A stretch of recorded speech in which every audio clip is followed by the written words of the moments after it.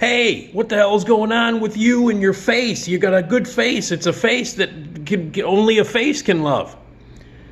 Hi, Nick Digilio. Hey, thanks for checking out my YouTube channel. Got a ton of videos here. Scroll around, check them out.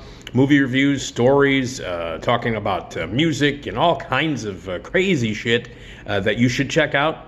And leave your comments and all that stuff and subscribe and tell your mom and your uncle who's a dick. That's cool. Anyway, subscribe. And also my Patreon page. If you're on my Patreon page, what you must do is donate, because that would be a nice thing to do and a cool thing to do. Patreon.com/NickD Show. You go there and you can see all kinds of videos that I've posted in the past. And you can get bonus videos if you donate like $3, $6, $25 a month. $3 a month, what is that? What is that? Some Raisinets, maybe? At the gas station? You miss out on a box of Raisinets maybe once a month? You don't need them. They're shit. Donate. Patreon.com/NickD Show. The Nick D Podcast drops new episodes every Tuesday and Friday at the Radio Misfits Podcast Network. So Memorial Day weekend is coming up this weekend, and that means, of course, that's the kickoff of the summer movie season. A lot has changed in the past few years because of COVID, and not as many big releases are coming out. But we have a massive release coming out this Friday, May 27th. Yes, May 27th. And it's obviously it's going to be coming out, they're going to be releasing it and having special screenings of it in IMAX and all that shit. And that's Top Gun Maverick, the long-awaited, for some people it's long-awaited, sequel to the 1986 classic Top Gun, directed by Tony Scott, starring Tom Cruise and Kelly McGillis and Anthony Edwards and Meg Ryan and Val Kilmer and whoever the fuck else is in it. Anyway, so it's the long-awaited sequel. I haven't been waiting because the original Top Gun is a piece of shit. So yeah, no, it's out, and everybody's been waiting, and they put it on hold for a while because of COVID, and Tom Cruise was adamant about the movie being seen on the big screen because lots of it was shot in IMAX, and the big aerial sequences and the dogfight scenes were shot in actual planes and need to be seen on the biggest screen in the biggest theater with the most sound in the most places possible and all that shit. So it's been on hold, and now it's finally released, and people are very excited about it. And ooh, Top Gun and sequel. Who gives a fuck? Let me just say this: the original Top Gun is shit. It's a piece of shit. It's a stupid movie. It was a 2-hour, basically recruiting commercial for the Navy, made during, the big 80s when everybody was all pumped up about America under the Reagan years. So, it was propaganda and a bunch of horse shit. One of the dumbest stories with some of the most unlikable main characters in the history of movies, all crammed in to these aerial sequences and action scenes that were kind of nicely put together, but nothing was wrapped around it. And it made a ton of money because in the 80s, if you got a whole bunch of bare-chested people to run around, if you added a soundtrack with a bunch of 80s, pop and rock-ish songs, and you made videos for them, and you shot the movie like it was a music video, which is what they did with Top Gun, and you made it a very jingoistic pro-America movie, people were going to go see it. Rambo was making a ton of money at that time. It was that period of time when flashy video-like movies for the attention span of a ferret, that was what was aimed at people, and Top Gun fit that bill perfectly. Made a ton of money. Now, I happen to be a huge Tom Cruise fan. I am a Tom Cruise defender. I love Tom Cruise. I think he's great. I think he's a terrific actor, very underrated as an actor. I think he's an incredibly smart producer. And I think that he has done a lot of great work. I love the Mission Impossible movies. That series, they have a new one coming out next year at this time. And I'm more interested in that because those movies are fucking great. And I've always been a backer of Tom Cruise. I also think that Tom Cruise is insane. I will not deny that. But his job is to make movies, entertain me, act, and do good movies, which is what he does for the most part. I don't give a shit if he's insane. I don't care if he's a lunatic, which I think he might be. That doesn't concern me. Does he make good movies? For the most part, yes. So Top Gun Maverick has just been released. Apparently, people were waiting for this movie, and I think a lot of the excitement generated by this movie is because so many people have been locked away from movies, and so many people haven't gone to movies that they want a big, crazy, IMAX-y spectacle to bring them out, and a big movie star to do it. And Tom Cruise is as big a Hollywood movie star, mega maniac movie star, as you can possibly get. Top Gun was one of the biggest movies of the 80s, one of the most popular movies of all time. So to do a sequel, to welcome people, you know, a lot of people still haven't gone back to the movies, and people who are going to go back to the movies, some people who haven't chosen to do that might choose Top Gun in IMAX, Top Gun Maverick, to come back out to the movies, and that's what Paramount, Tom Cruise, and everybody is banking on. They're banking on nostalgia. They're banking on people finally feeling safe enough to go back to the movies. And what do they want to see? They want something big, crazy, IMAX spectacle. So this is going to fit the bill. Unfortunately, the new Top Gun Maverick movie is a steaming pile of shit. It is a terrible movie, a piece of garbage. And I will explain to you why. But I just want to read the plot summation. People don't care about the plot, clearly, and especially the filmmakers don't give a shit about little things like character, plot, things that make sense. You know, stuff like that. The little basics of screenwriting 101 don't seem to even matter to the jagoffs who made this piece of shit. But here's the summation. This is what you find when you Google Top Gun Maverick, and all the things pop up. You know, the IMDb page as an option pops up, all the show times, and it's being shown every 35 seconds in every theater ever in the world. Especially in the Dolby cinemas, which is where I saw it. I saw it in the Dolby cinema and in the IMAX and all that shit. But here is the plot summation. Here's what it says. After more than 30 years of service as one of the Navy's top aviators, Pete Maverick Mitchell. Who remembered his name was Pete? I didn't. Pete? So fucking stupid. Pete Maverick Mitchell is where he belongs, pushing the envelope as a courageous test pilot and dodging the advancement in rank that would ground him. Training a detachment of graduates for a special assignment, Maverick must confront the ghosts of his past and his deepest fears, culminating in a mission that demands the ultimate sacrifice from those who choose to fly it. Oh my God. Okay, so that's the plot. That's the plot. According to the... I'm sorry. According to the what you find on the internet, that's the plot of Maverick. Pete Maverick Mitchell.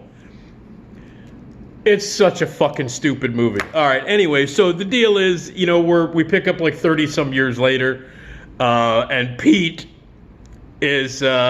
trying to break the sound barrier or some shit at the beginning of the movie. He's going to go Mach 10 in the jet. We see him like at the beginning. Maverick is like tuning up an engine of a plane, and he's got a locker with some pictures of his past in it, like Iceman and fuckhead and whatever, dipshit, and all the other stupid nicknames they had for all the other morons that were in the original movie. And Anthony Edwards' character, Goose, dead. He died in the first movie, and it was like Maverick's fault or some shit. He's got pictures of him up all over the place. Then you see pictures of Miles Teller, who has a bad mustache just like Goose did. And then you find out that Miles Teller is Goose's son, and he's also a Navy pilot. So at the beginning of the movie, they're telling Maverick, "Oh, Maverick, the government's going to come in and shut down our little world here, pushing Mach 9 in a jet, and so." They're going to shut it down. They're not going to give us funding to fly our jets anymore. And then Maverick's like, well, I'm going to push Mach 10. So the beginning of the movie, he's in his jet, and the government's coming in the form of Ed Harris. By the way, real clever casting, considering Ed Harris was in The Right Stuff, and they were pushing the sound barrier in that. Ed Harris played John Glenn in that movie. So clever casting there, Paramount. Anyway, so Ed Harris is the bad government official who's going to come in and shut down the whole organization. No more funding for Maverick to fly his jet to Mach 9. So at the beginning of the movie, he pushes it to Mach 10, and he crashes his plane. So they demote his ass. And he's got to teach these new kids at Top Gun, you're going back. to Top Gun is actually one of the lines in the movie. And he goes back to teach these new kids, and they're going on a special secret assignment to bomb the enemy. And he's got to train these kids in 2 weeks. And it's another ragtag group of assholes with stupid fucking nicknames, like in the first movie with your Gooses and your Mavericks and your Icemans and your assholes and your dipshits. And we got a whole new group, but now younger, that he has to train. And we've got a new person that fits the bill for Iceman. We got a new person that fits the bill for Maverick and everybody and blah, blah. And the new Goose is Miles Teller. And I can't even remember what his nickname is. Fuckhead, I think, is his nickname. And now there's a couple of girls who are involved who are going to be, and so it's up to Maverick to train these pilots on this super secret mission where they have to fly their jets in. The odds are stacked against him, and he's got a short period of time to train these kids and get them to become a team because they don't like each other and they've got fucking stupid nicknames and blah, blah, blah, blah. And it's the same stupid-ass movie that the first one was, except that Tom Cruise is now in a position of authority, older gentleman who is going to be teaching them. So that's the setup of the movie, okay? And so that's the whole setup. And he goes in and he's got to go back to Top Gun. And the beginning of the movie, the whole thing, it starts out exactly, almost shot for shot, the same way that Top Gun starts out, using Danger Zone, using Harold Faltermeyer's ridiculous, dated, moronic music score at the beginning. And then like the opening shots are exactly the same. Jets taking off, people ducking, this thing, and all this stuff, with all done to Danger Zone and cut together. Only this time it's louder, it's in Dolby, and it's in the IMAX. Doesn't make it any better. It's just as fucking stupid and flashy and dumb and empty as the stupid first movie was, only it's louder and faster. So you're getting your, like the thing that we all love now. I don't. But the thing that everybody loves now is fucking meta, is nostalgia. It's just, if something reminds you of something else, apparently that's all people need nowadays. You don't need things like script, good direction, good acting, good story, as long as it's meta and it makes you think of other things like the Scream movie and the Spider-Man movies and all the fucking multiverse bullshit. You don't have to be a screenwriter anymore. You don't have to make good movies. Just remind someone of something that came out 10, 20, 30 years ago, and everybody's happy with that. Well, I'm not happy with that. I like little things, like a good script and a good story and characters that I care about and good filmmaking. I need more than just like, oh yeah, remember that? Remember that? I'm not a grape from South Park. I demand things that are not just stupid. So anyway, he goes back to Top Gun to teach these assholes, a bunch of young actors, Glenn Powell, who I really liked in Everybody Wants Some, and I liked him on Scream Queens. He plays like the hotshot Maverick guy. And Miles Teller has a terrible mustache, and he plays Goose's son, who doesn't like Maverick because he still thinks Maverick killed his dad. Blah, fucking blah, blah. And then he goes back. Tom Cruise goes back.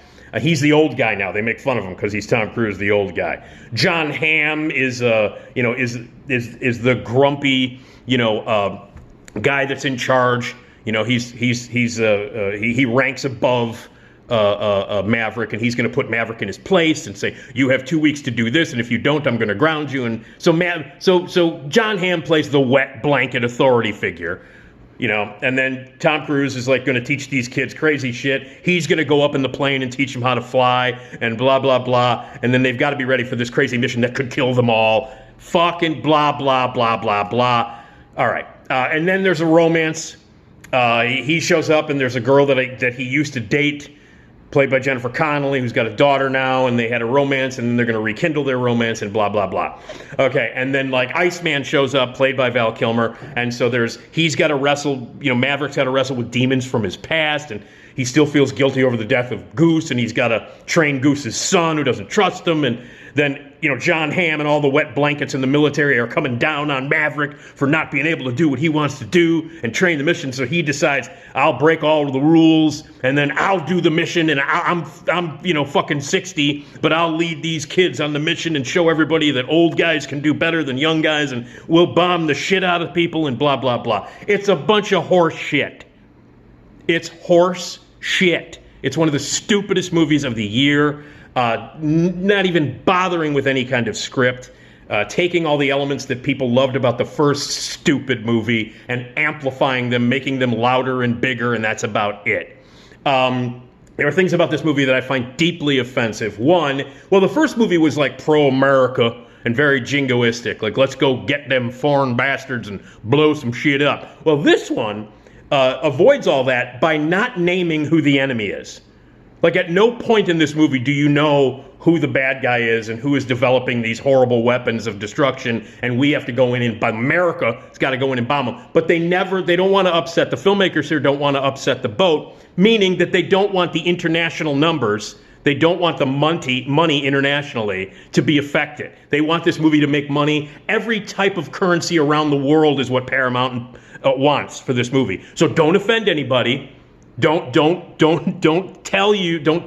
who the bad guys are. Don't tell what country they're bombing. It's this faceless, maskless, country that they're going to blow the shit out of and kill a bunch of people without letting anybody know. So the movie doesn't have the balls enough to actually take on any kind of real conflict. It's all like, these are bad guys in a different country. They don't tell you what country it is. They're playing it as fucking safe as possible because they want as much money as possible, which is what this whole movie is about. It's about making as much money as possible, and they will do anything. The studio, the people involved, will do anything to get your money. That's all they care about. And once they get it, they're laughing their asses off. This is done to you constantly. Hey, Marvel fans, hey, come see this movie. Doesn't matter if we kill off a character, they'll bring it back because all they want from you is to pay more money to see the next movie. That's exactly what they're doing with Top Gun. It's shit. So there's no consequence to like who the real country is that we're bombing. So that's played safe. They bring back Val Kilmer in a scene that's very exploitive. Val Kilmer comes back, and if you don't know, Val Kilmer had throat cancer, and he was very sick. He's not working anymore. He can't talk anymore. And for a long time, he could barely talk. If you've not seen this documentary on Amazon, which is also streaming on other things, it's called Val. And it's a documentary about Val Kilmer. It's terrific. It's a great film. And I love Val Kilmer. I've always thought he was interesting and weird, crazy, really good actor, fascinating guy who did really challenging movies and was good in things and, actually challenged the Hollywood system. And he was in Top Gun. And then he shows up in this movie in a very exploitive way. It's the only scene in the movie that I found compelling. Not because I cared about the relationship between fucking Maverick and Iceman, but because I was happy to see Val Kilmer in a giant multi-million-dollar spectacle movie, like a big movie. He's only in one scene, and it's an exploitive scene. It's exploitive, and it's questionable about having him in the movie at all. But I was like happy to see Val Kilmer, not because I was happy to see Iceman, but because I was happy to see Val Kilmer and that he's alive. And that he's getting paid. He got paid to do this. If you've seen this documentary called Val, you know that he was struggling financially. He was having so many issues, medical stuff over and over and over again, body deteriorating, voice gone. He could not do what he was meant to do. He can't act anymore, really, because he can't speak and his looks are gone and everything. And this documentary is about that. And he's in financial straits. He was doing conventions that he didn't want to do. Not that there's anything wrong with doing the convention circuit and showing up and signing autographs and taking selfies with fans and stuff. But, this was something that he had to do in order to pay the bills. And so I was just happy to see him in a multi-million-dollar movie that millions and millions of people are going to see, and he got a paycheck. The only good thing about this movie is that Val Kilmer got paid. Val Kilmer maybe can take a year off of doing the convention circuit for a while, and invest the money and hold on to it. Val Kilmer got paid. That's the only good thing about this stupid-ass movie. And yet, it's an exploitive scene. But the worst part of it is that everybody is brought up. They kill off Meg Ryan's character, so they don't have to bring her back. So her character is dead. Obviously, Goose is dead. They bring back Iceman in an exploitive, in an exploitive, really horribly written scene. But Val Kilmer got a paycheck, so I'm happy about that. But again, that character is brought back. Everybody, like the major characters are addressed. They either died or they're brought back, except for Kelly McGillis, whose character is never mentioned in this movie, never even brought up, not even in a flashback, not even casually, not even in a conversation. Nobody brings up Kelly McGillis. Nobody brings up her character. You know why? Because Kelly McGillis quit show business. She gained a bunch of weight, and she aged like a normal person has aged. She hasn't had any work done. She's not a Hollywood, hotshot. She doesn't look like Tom Cruise has kept himself. Obviously, one of the big things about Tom Cruise is that he stays in shape and blah, blah, blah. He's eternally youthful. Kelly McGillis didn't do that. She had a drug problem. She was an alcoholic. She is a recovering alcoholic. She got out of the business. She got sober. She gained weight. She doesn't look like a hot starlet anymore. She looks like a normal human being who is overweight and who looks old. So of course she wasn't asked to be in this movie. Of course she wasn't asked to come back. She probably wouldn't have come back because she quit the business, but they didn't even bother to like address her. They address everybody else. They kill off Meg Ryan. They bring Val Kilmer back, who by the way can't even talk. Like literally can't even talk. His voice is dubbed, but they bring him back and have a scene in it, but they don't even bring back Kelly McGillis in any way. A guy who is sick, who can't talk, but is brought back because he's a guy and he's brought back. But Kelly McGillis, who aged like a normal woman has aged, who's gained weight like a woman in her 60s would do, is not asked, who isn't brought back, cut completely out of the movie. It's bullshit. What they did to Kelly McGillis in this movie and how they handled her character is unforgivable. It's bullshit. She's replaced by the very hot, the very beautiful, and the much younger Jennifer Connelly than Tom Cruise. She's 9 years younger than Tom Cruise. Kelly McGillis was about 5 years older. So let's not even mention the Kelly McGillis character. You know why? Because she's fat and old. Let's not mention her at all. Like she never existed, like the character never existed. Let's cover all of our bases for every other character. Let's bring back Val Kilmer because he's a guy, and you can have a 60-year-old guy in a movie even when he can't talk, because that's more acceptable than having a kind of overweight 60-some-year-old woman in a movie, because that's not acceptable. Oh, God forbid. Let's completely not even mention her. So that's the most offensive thing about this movie, is that the Kelly McGillis character, they don't even bring her, and they make up this character, this Jennifer Connelly character, made up out of the blue. Like Maverick had this affair with her. It was not in the first movie. I didn't remember it. I had to ask Tom, my friend Tom Hush, who, by the way, liked this movie because no, I'm kidding. But he liked the movie because he liked the first one. And by the way, I will say this. Everybody's loving this movie. I am in the minority on this. People are really loving it. You know why? Because you're drinking the fucking Kool-Aid. That's why you liked it. This is a piece of shit. What they did to Kelly McGillis and how they handled her and her character is offensive, and people should be fucking offended by that. So, it's directed by Joseph Kosinski, just in name. Tom Cruise was in charge of the whole production. And Kosinski is best known for the Tom Cruise movie Oblivion, which I have no memory of that movie whatsoever. Don't remember it all. And he directed the fucking Tron sequel, Tron Legacy. And one of his credits on his IMDb page is that he directed a series of Taco Bell commercials called Web Fries. What's it called? Yeah, Web of Fries. The Top Gun commercials. Or I'm sorry, the Taco Bell commercial. What may as well be. This is like a Taco Bell commercial. I just realized this. This is like a 2.5-hour Taco Bell commercial. It's not a movie, it's a commercial. It's bullshit. So, but then everybody talks about, the flying sequences. And I will say this, incredibly impressive. Technically, beautifully done. Unlike any aerial sequences you've ever seen in a movie. The dogfight scenes are spectacular to look at. Yes. Unbelievably well done. It is impressive that the actors are in the planes. Many of them are not flying them, but they're in the planes. There is no CGI. There is no green screen. These are real shots of real people in real fighter jets doing aerial maneuvers, and all of the stuff that happens, except for many of the explosions and stuff. All of the flying sequences are genuine. They're real. They're shot in IMAX, and they're put together beautifully. But you know what? You could go to IMAX and you can see, I remember back in the days when you could go to an amusement park like Great America, you can go to Six Flags, and you could go to the Pictorium, and you can see giant images on an IMAX-like screen of balloons flying through the air, ooh, and of jets flying very fast with no story, nothing else. That's all this is.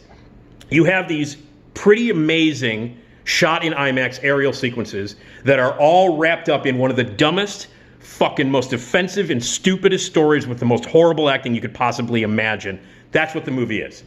It is a terrible movie. It's garbage. Oh, but there's real fighter jets in it, and there's real planes, and there's real people. They're really in the plane. Well, maybe they should have really gotten a screenwriter to really sit at a real computer, at a real keyboard, and write some real words to a real screenplay. Oh, but they're really in the jets, and it's really them flying it. Fuck you. How about really writing a script and having a real screenwriter do that? They didn't bother to do that. It's all fucking bullshit. It's all like a meta nonsense. All the way down to the use of the soundtrack, to the score coming back, to the way it's edited. The opening 4 minutes, I knew I was in trouble because the opening 4 minutes is exactly almost shot for shot the opening 4 minutes of the original Top Gun, complete with the stupid Danger Zone and all that other shit. There's new music by Lady Gaga in this. It sounds exactly like the kind of shit that you'd hear in the 80s. This movie is crap. And Jennifer Connelly's completely wasted. The romance doesn't work at all. There's like a scene where I guess they're post-coital, but Jennifer Connelly is fully clothed and Tom Cruise is shirtless, and he's got to sneak out and the daughter might see him, and that passes for some sort of, humanity. The whole conflict between whether Goose's son is going to forgive Maverick, all horseshit. All of the younger characters led by Glenn Powell doing his, young Maverick routine, they're all stereotypical bullshit. It's a bunch of crap. Any try at humor or pathos or emotion or crying, it's all bullshit. It's loud, it's got great aerial sequences, but overall, the movie's a piece of shit.